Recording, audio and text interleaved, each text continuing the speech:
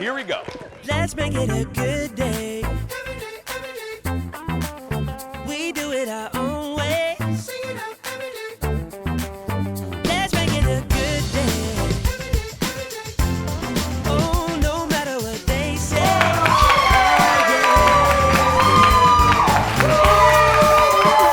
Good morning, Shakopee. Good morning, Hudson. And good morning, Seattle. And good morning to you. Welcome to the Jason Show. I'm Jace. Please say hello to my sidekick sister from another mister and Culver's Employee of the Month, Queen of the Butterburgers. It's Kendall Mark, everybody.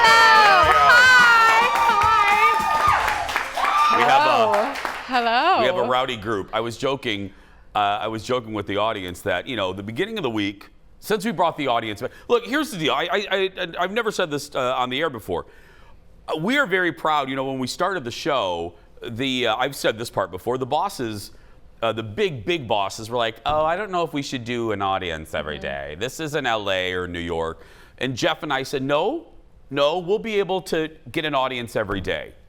And I'm proud that going into the 8th season, other than weather-related stuff and COVID, I was thinking about this. I think there's only been like 3 days that we've had like one person or two. And when that happens, I like to lean into that stuff. One time I had the woman sit right next to me. You know what I mean? Right. Anyway, I say that because now when the audience came back from after the pandemic, Tuesday and Wednesdays have been our slower days. You know what I mean? So I joked with the audience, I think we're going to have to start giving away babies or something. And then the audience said, no babies, no babies. They don't want babies. Chocolates, maybe coffee, donuts. So I got to talk to our president, Marion Mim Davey, and come up with something fun. Because, movie theaters started doing the half-price Tuesdays. Yes. Oh, the Tuesdays are like filled now.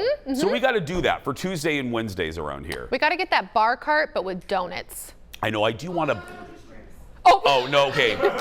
She just wants mixed drinks. Pina coladas. I do want to buy a vintage. And if anybody has one, if you're an old flight attendant who stole from your company, let us know. I want a vintage flight attendant cart. Well, your mom was a flight attendant. Did she steal anything? I think there's probably one in the attic somewhere. There are a couple of old Northwest pins and outfits that I think she was supposed to give back that she definitely didn't. Forget that.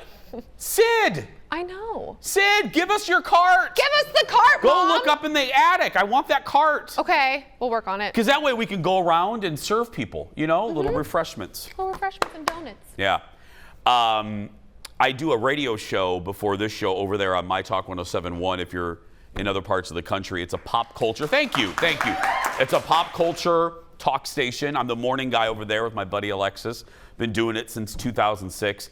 And and you guys, if you watch the show, you know, because we talk about it here. Our largest charity event of the year is a thing called Project Down and Dirty, where the bosses put all of the hosts in uncomfortable situations. One year we ran a restaurant. One year we joined the military. One year we had to become stand-up comedians. 1 year we had to form a rock band. That was a good one. No, I hated that one. That was my least favorite. So today was the day that they revealed what this year's theme is going to be, and it is Project Down and Dirty Film Fest. Yay! Yeah. So we're teaming up with my buddy Jayton over there at the Twin Cities Film Fest, and what this is going to be. Well, first of all, this is the first one that I haven't hated. I hate every one of these. This one I love.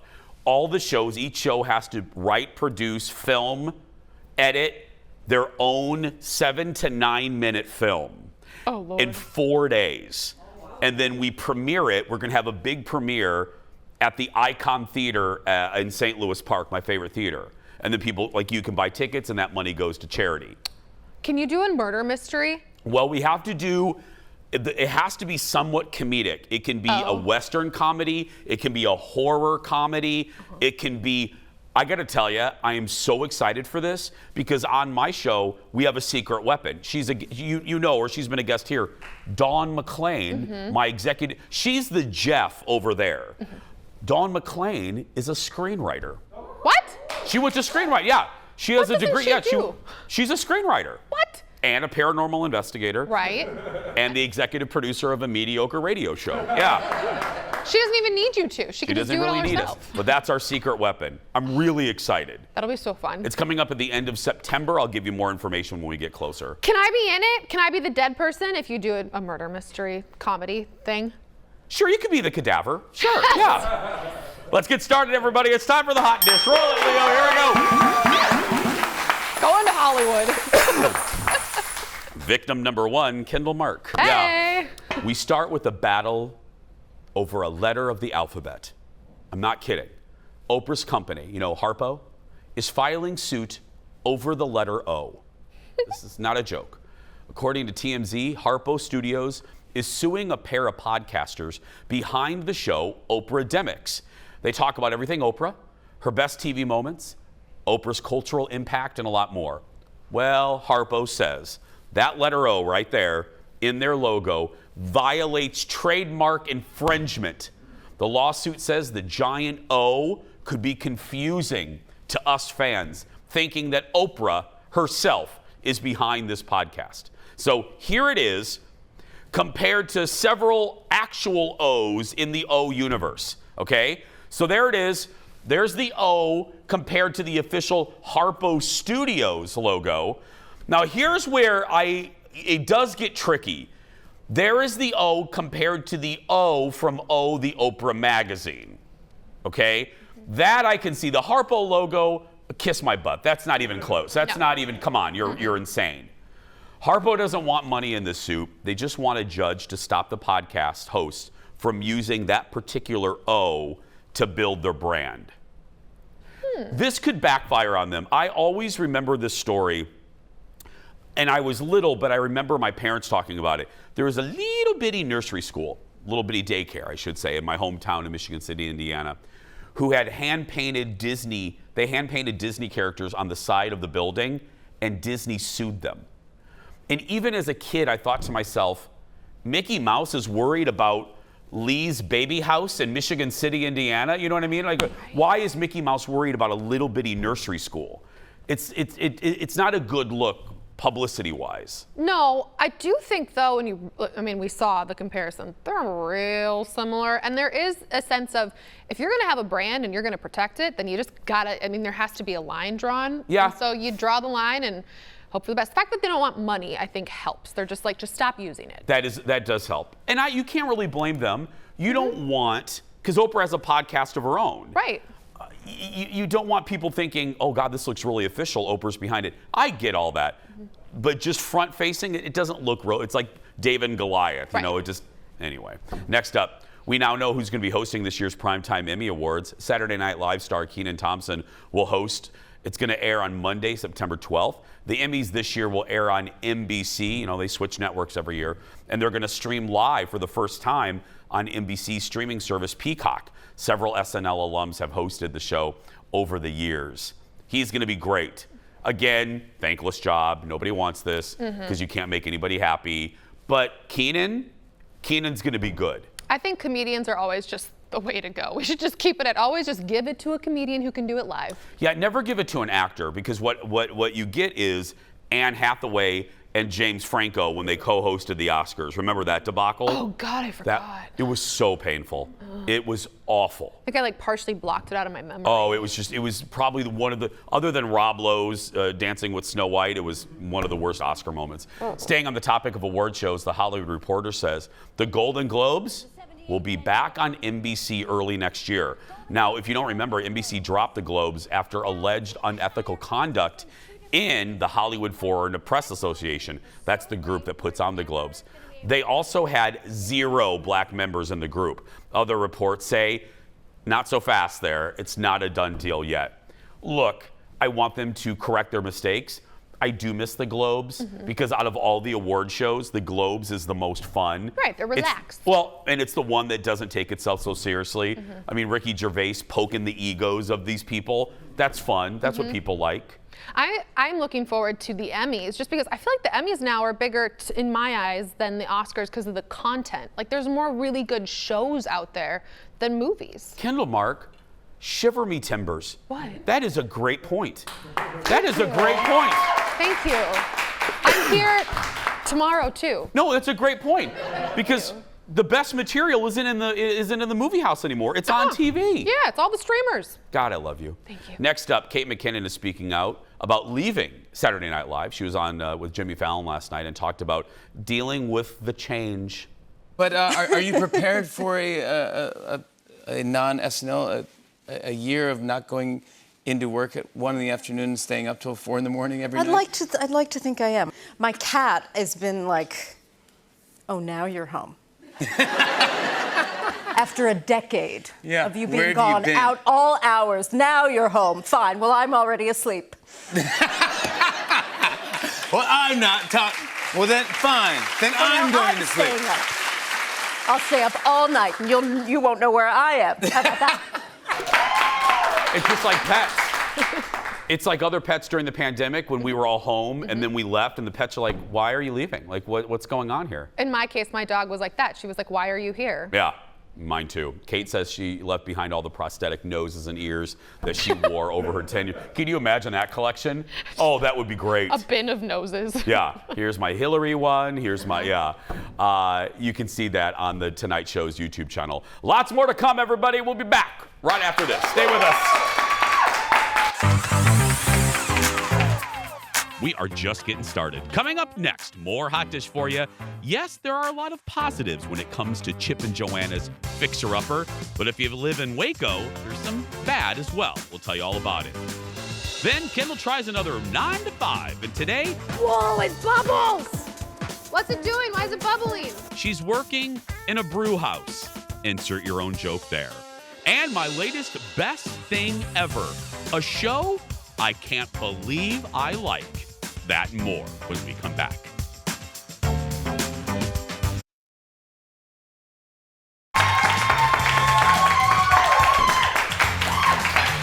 I know. I love them. They don't want free babies, but they do. I mean, but they are getting mugs today. They're all getting the Jason Show mugs. Welcome back. Jimmy Kimmel is off for the summer, so he continues to have guest hosts. It's Always Sunny in Philadelphia star Rob McElhenney. Yep. I did that right, didn't I? Yeah, McElhenney. Doing great. McElhenney. Whatever. It's hard to McElhenney. read. I don't know. He returned last night. Whoever he is, he returned last night. And he poked a little fun at the closed captioning for the show, which didn't understand his own name Monday night, thinking it said Rob Knuckleheading. See, I don't even read it right here. So the team hit the street to see if anyone could spell his name for money. Look. Are you a fan of Rob McElhenney? Yes. You are? Yes. It's Always Sunny in Philadelphia. Yes. For $640, spell Rob McElhenney. R-O-B Yep. M-C-H. For $1,280, Holy spell Rob McElhenney. Rob what? McElhenney. R-O-B. M-A.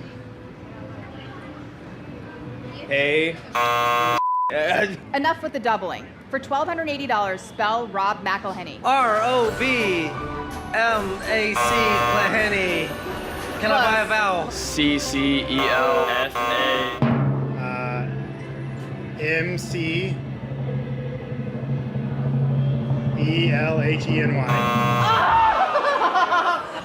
For the love of God, $1,280, please end my misery and spell Rob McElhenney. R-O-B-M-C-E-L-H-E-N-N-E-Y. That's right. I didn't know. Do you know how to? Proof right there. I couldn't even say the guy's name. Well, it looks so different than it sounds. McElhenney. I would have been like M-A-C, boop. Yeah, out. I would have instantly have done the A. Mm-hmm. I would have done McElhenney because they're really stressing, not Mick. Yeah. McElhenney. Did I say it right there? Yeah. McElhenney? Woo! Thank Did you. it. Thank you, my five. I'm just gonna take them everywhere. You know what I mean? Yeah. Like no matter where I go. Red Robin, That's put him right. back.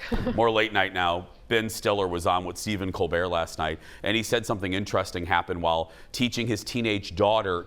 First of all, let's just take in that Ben Stiller has a teenage daughter. But anyway, he taught her to drive. Look.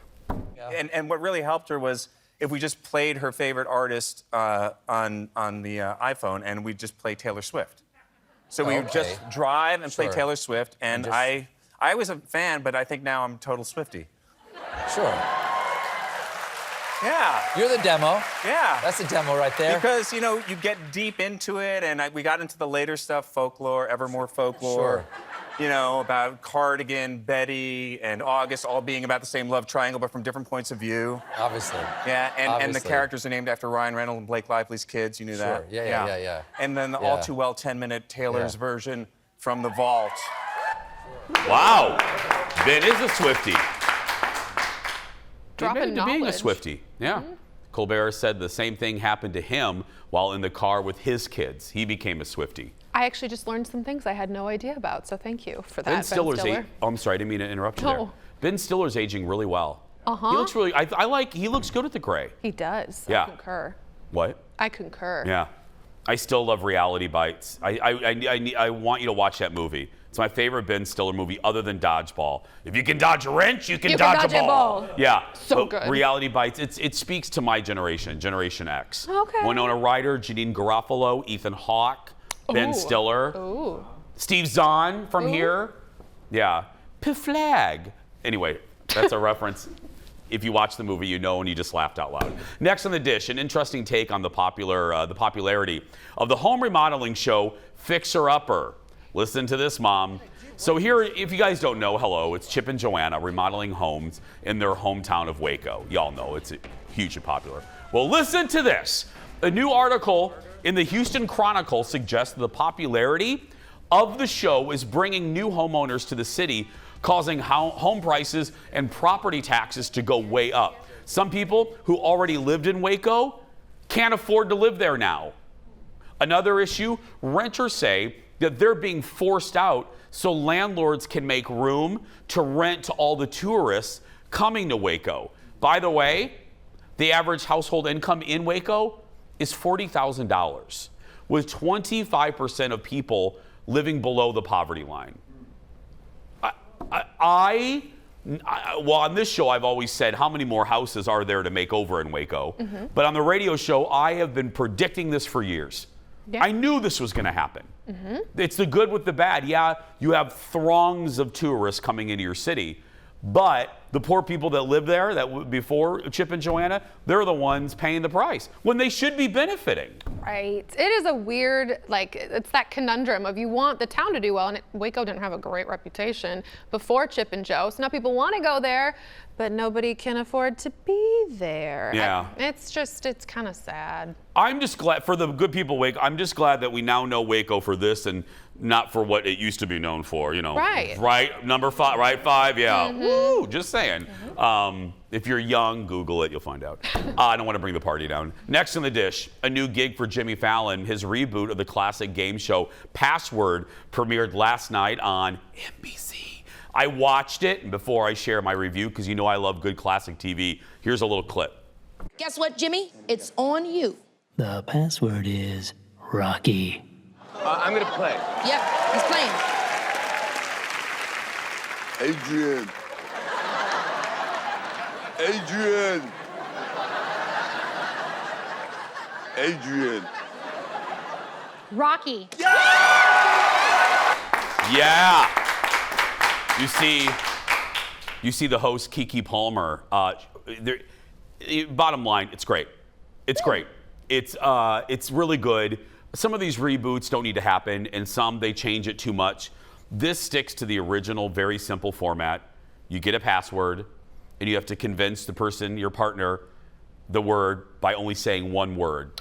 Okay. You can emphasize it in different ways. You can move your body. You know what I mean? Mm-hmm. But that would be really difficult. I'm thinking taboo is difficult because you can't say whatever the 5 words are. But just you only get one word to convince somebody. What? Oh my God. Yeah, you only get one word, but you can use inflection. You can move. You can, you know what I mean? Let's try it. Go. I can't think of anything fast enough. Oh, okay, I'll do one that they Okay. did last night. Okay. Close your ears real quick, okay? Oh, Close well, your I gotta pull this thing Close out. your ears. Okay, I'm going. The password is cornhole. Okay, you ready? No, hold on. Okay. Okay. Beanbag.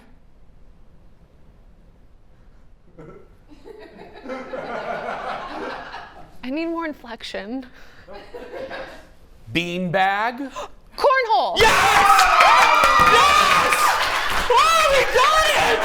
We got it! No, don't touch me. Don't touch me. Get away from me. Okay. We've won nothing. Yeah. That was exciting. That was honestly one of them last night, and it was painful. They did not get it, and I thought it took a while, and I thought none of you are from the Midwest. It was the inflection. It And you was went, it?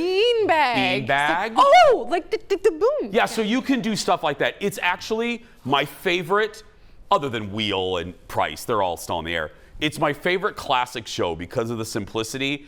And Jimmy, who can be a little, he's like at a 10 and we need him at an 8. Mm-hmm. Jimmy is great at this because he knows all these stars, so he can poke them, the competition, and it's fun. It's a great hour of TV, it really is. I'm sweating. Can they make like a real show? Can we do that again sometime? We will play. I told Okay. Jeff I would like to play, and especially now that I know that you were unfamiliar with it, Yeah. it'd be great to play with you to see. I'm ready. Yeah. We'll do it, not today. We'll do it later. Okay. Yeah. Okay. We don't have time today. Also on TV last night, America's Got Talent kicked off its live shows, ready to choose a winner from 55 remaining semifinal acts. One of the performers earned raves from the judges, including a big rave from Simon.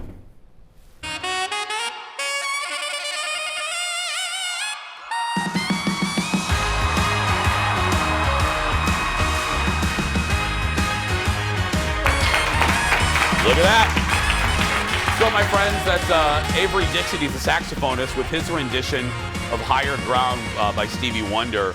Kyle said he's like Carrie Underwood. He's going to be a superstar. He compared him to Carrie. Not like country music, but just meaning It's going to be huge. big star, yeah.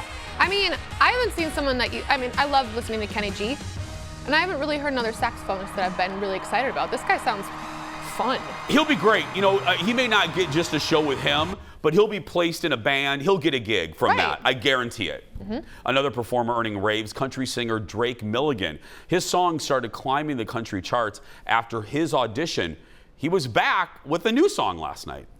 Pretty baby, let me tell you right now, you're the only place that I want to be. If I'm still here when the sun comes round, that'd be more than fine by me. Let's kiss goodbye all night and kiss a little more in the morning. Yep. Yeah, that young man got hit with the ugly stick, didn't he? Yeah, darn it. The judges commended him for staying on the show, even though his music is already a success. We'll find out tonight which acts are eliminated. He has it all. He has, as they said, we learned on American Idol, the whole package. Whole thing. He's a good-looking guy. He can command a stage. He has a good voice. And he can write music, apparently. He can dance sideways. Look at that. Got some swag. I'm telling you. Time to meet our first JVIP of the week. Today, it's Rich Brown. Hi, Rich. When asked what he likes about our show, Rich had a simple answer. Everything. Thanks, Rich. Rich keeping it very short with his entry. Thank you. I appreciate it. Rich gets a Jason Show mug. He's also entered to win the monthly grand prize. That includes coming to the studio to watch the show, a $150 accessories gift card to Becker Furniture World, and a $200 gift card from Wood House Spa. That's right. Kendall's doing another 9 to 5. What job is she going to take over? You'll find out in just a little bit. Back in a moment, everybody. Back in a moment.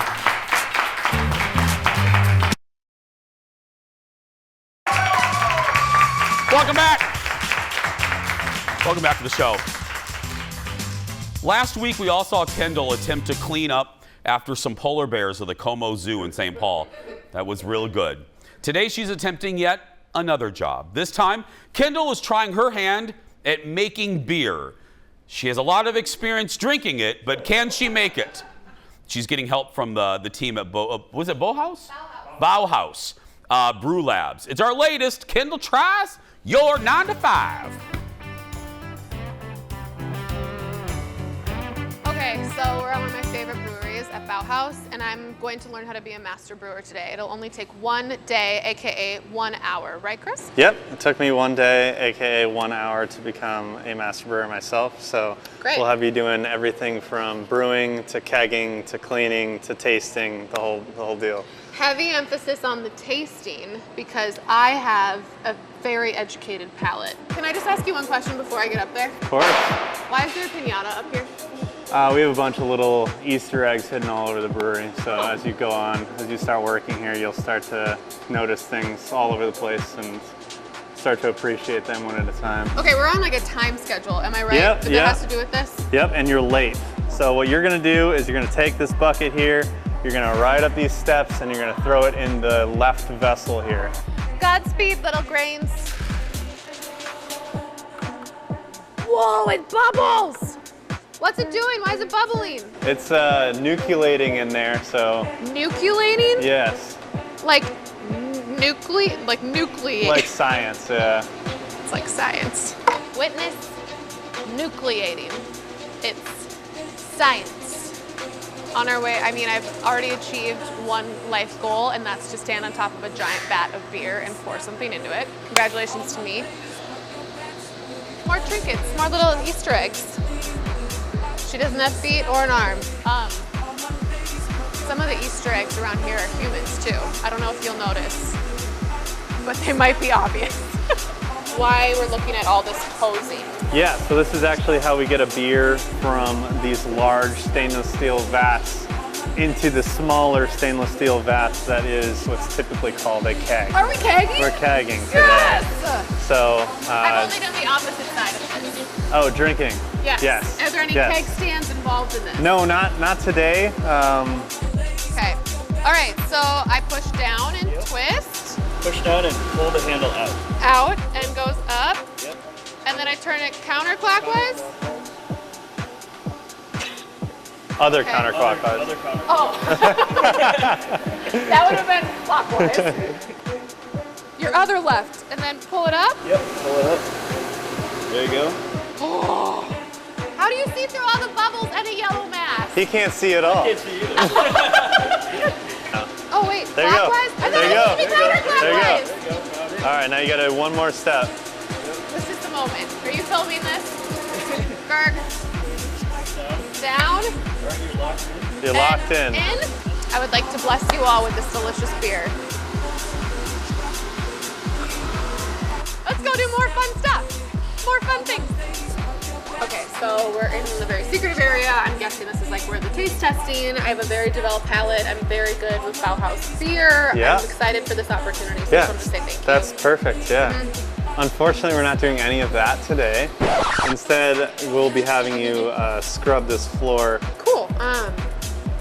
Yeah, I feel like, It's probably not what you expected coming to a brewery, huh? there'd be beer drinking, but okay. Whistle while we work, people.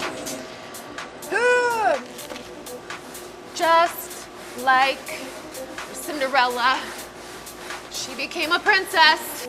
Cheers to me. Cheers to you. Look at this. Look at this. I can even put a head on it. That's not bad. I've seen it go much worse than that. But you have little faith. Cheers. Cheers. This is why I really signed up for this job. Wonder stuff. I'm so proud of you. Very good at pouring beer. Yeah. Excellent at it. Thank you. And you were very good at scrubbing that 2-foot square inch area of the floor. That was. What do you mean I did the whole thing? I'm sure you did. The whole thing. It was just labor, intense labor. I'm not a big beer person, but that's a great place, man. That's fantastic. It's so colorful and fun. They have a big outdoor area, and they always have something going on their patio. And Bauhaus is just really good beer if you're a beer person like me. Are they at the state fair? Yeah, they're at the state fair this year. They have a pina colada lager, or a pina cola lager, whatever. It's pina colada. Hawaiian passion fruit orange guava seltzer. That's at Cafe Caribe. Okay. I kind of know that area. Yep. And then their Pit Boss is made with smoked peaches. They did like hundreds of pounds of smoked peaches. Oh, now that's good. At RC's barbecue. So it'll be good with some little barbecue stuff. Which will be delicious. Yeah. Bauhaus their website is bauhausbrewlabs.com. They can sell their non-alcoholic stuff. They can ship it out to Washington, not their beer. Okay. But you can order it here. Perfect. And it's so good. We'll get some at the fair after the show one day. The peachy stuff. Yeah, I'll drink that. Okay. I'll drink that, yeah. Thanks for letting us in. Hey, if you have an idea for a job for Kendall, and the grosser the better. Like if we just want her to be really dirty. Go ahead and email us your ideas on our social medias. Just search for Jason Show TV. We're on TikTok now as well. Just send us a little DM, and who knows, Kendall could do your job. Just like, make sure I don't hate it. Make sure she hates it. We're going to take a break. We'll be back right after this. Back in a moment. The worse, the better.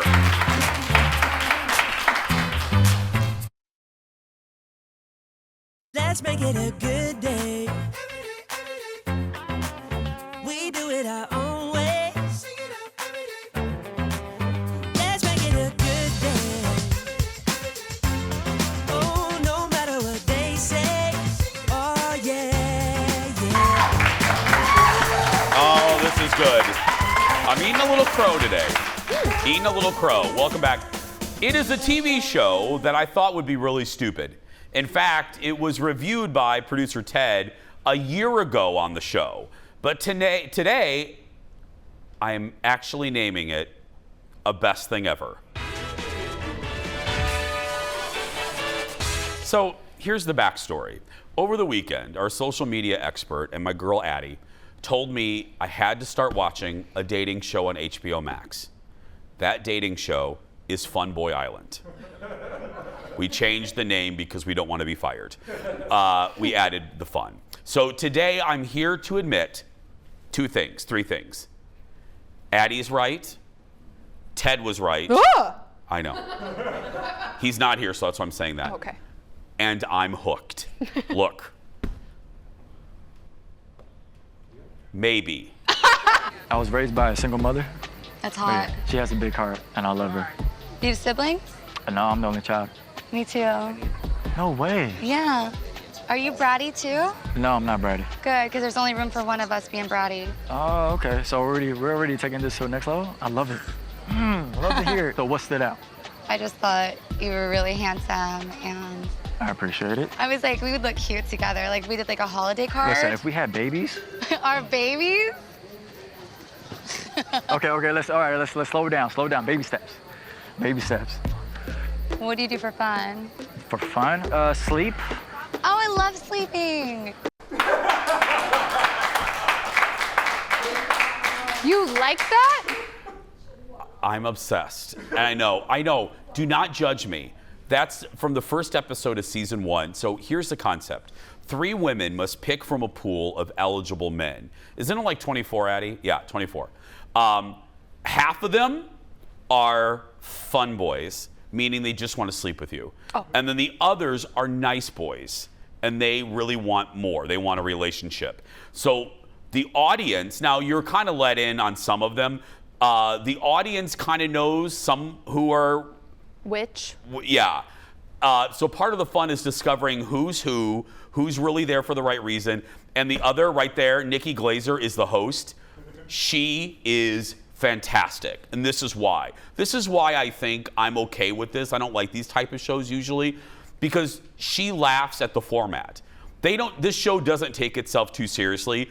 Nikki, like, here, let me just tell you, I think this was in episode 1 and I was like, oh, this is my kind of jam. They barely have a format, which opens it up. No, and because the producer of this was one of the original producers of The Bachelor, and he knows how to do good reality TV. Part of it is you don't overschedule.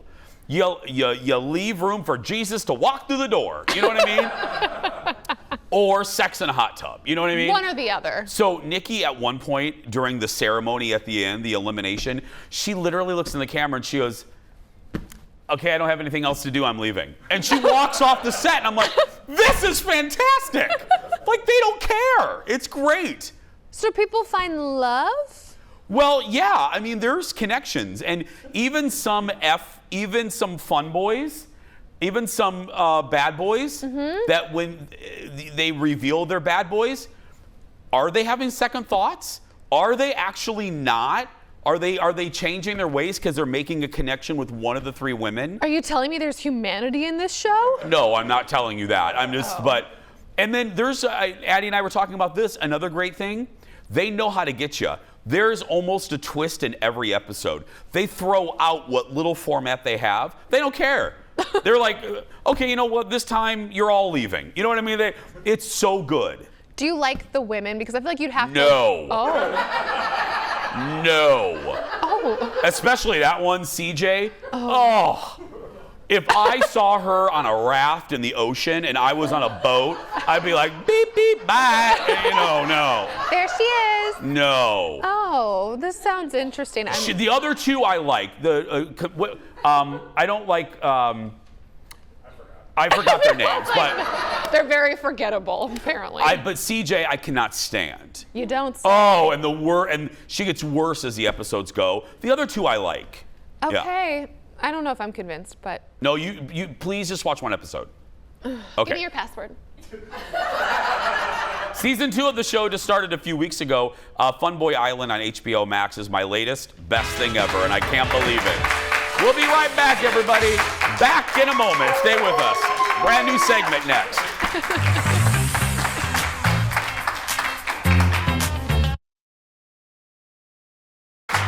Welcome back. Oh, look at her get a new angle there. Very nice. Well, we've all seen the historic rise of Kate Bush's 80s song, Running Up That Hill. It's all up on the music charts, running up those charts thanks to Stranger Things. But there could be more to it. New research, because we look at a lot of research here on the show. New research suggests Gen X is causing the resurgence of older music because we don't want to keep up with the new stuff. So we're just turning to what we know. So we want to look back at the music charts this week in 1986 for a brand new segment called Do We Still Love It? That's right. Let's see. I don't know. Who knows? We may not love it. You ready? I'm very ready. I probably haven't heard some of these songs. You haven't heard any. Now, this is going to be cool because you probably haven't heard any of these. So I'm coming from the, nostalgia. You're coming with fresh, beautiful ears. Fire. That's right. You do have good ears, by the way. I've never told you that. Why, thank you. Yeah. Okay, here we go. Curve. First up, number 5 that week. 36 years ago, a one-hit wonder. Do we still love this? So come on, baby, won't you show some class? Why you wanna move so fast? We don't have to take our clothes off to have a good time. Oh no, we could dance and party all night, and drink some cherry wine. That is Jermaine Stewart singing, We Don't Have to Take Our Clothes Off. Do we still love it? Yeah. Yes. Uh-huh. Okay, we have a couple dissenters, but yeah. Uh-huh. Oh.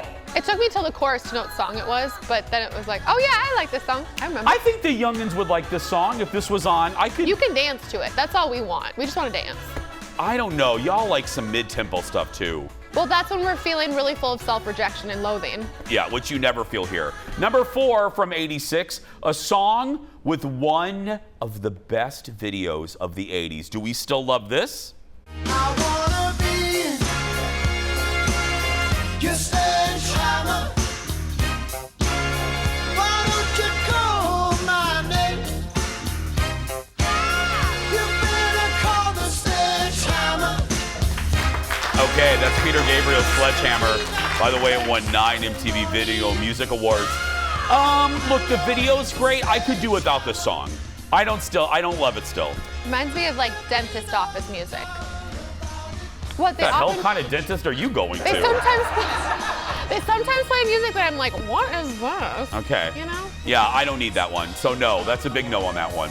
Okay, number 3 that week. Do we still love this?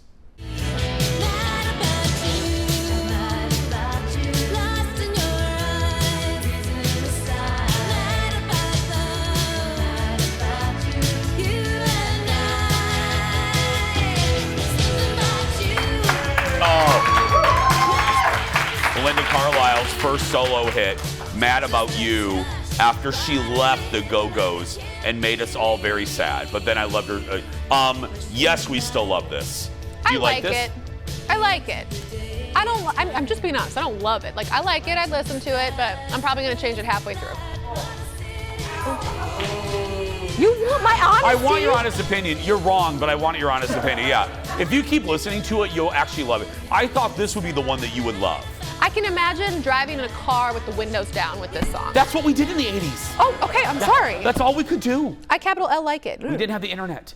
Okay, now on to number 2 this week in August 1986. Do we still love this?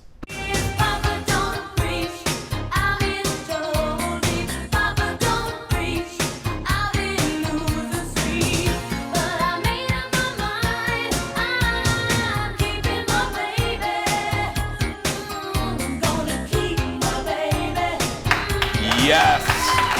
Who can forget Madonna's Papa Don't Preach? Oh, I had such a crush on him. Anyway, and this, look at the wet hair girl. Oh, yeah. Hey. Oh, everything about this I love. This is a definite yes. We still love this. Yes, we do. We stand for this. This is such, that outfit too, Jeff, remember that? Oh, that Anyway, coat. Such a good video. Okay, finally, the number 1 song. It came from, the soundtrack for The Karate Kid 2. Do we still love this?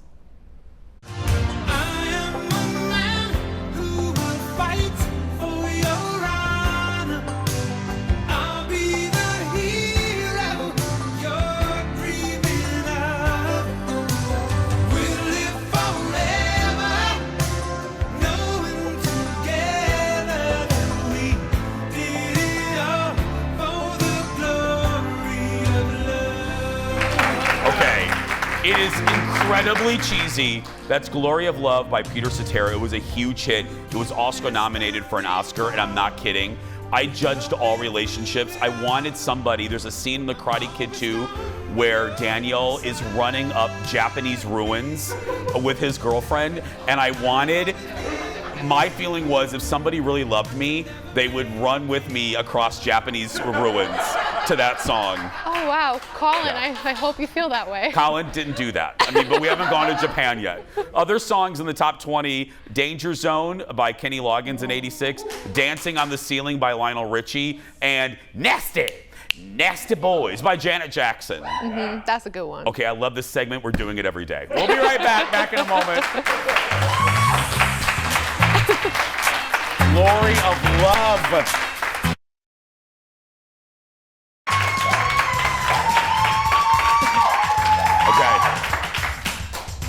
Head to our social media. I think Addie's going to post this in the commercial break.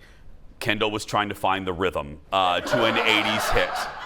Find us on TikTok, Insta, everything. Time for the world's shortest segment. Here we go. Today, grab the sorting hat. A new survey is putting states of the U.S. into their respective Hogwarts houses from Harry Potter. It's from Dish Network. According to them, Minnesota is in Slytherin, along with 26 other Slytherin states. Traits include ambition, determination, and cleverness. Our friends in Wisconsin, as well as Washington State, are the House of Ravenclaw, known for intelligence, wisdom, and wit. Results come from Google Trends and a survey of 1,000 Wizarding World quiz takers. That's right, we're Slytherin. I don't know how I feel about that. Anyway, we'll be right back with a surprise goodbye after this.